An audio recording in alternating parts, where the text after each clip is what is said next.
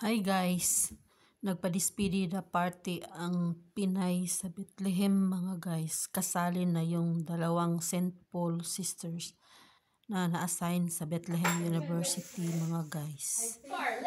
Bumili sila ng cake at nagawa ng pansit. Hindi ko lang nakunan yung pansit saka yung siupaw, yung iba pang binili nila mga guys. O yung sa KFC.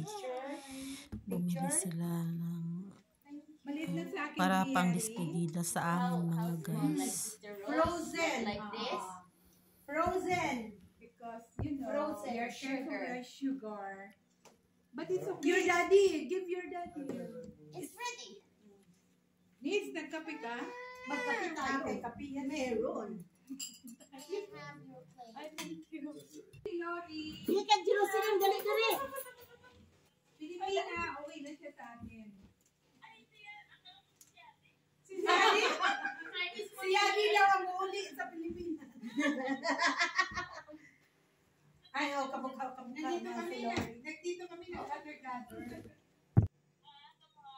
Oo. Naman, kasi wala ka.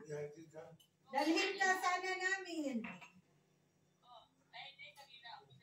Nandoon ka na sa Jerusalem.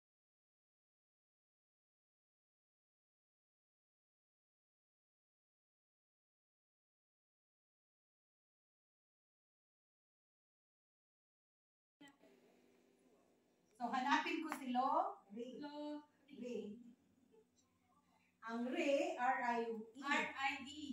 Video? Hello. Ato sister. Message ko, Lori, para makita mo.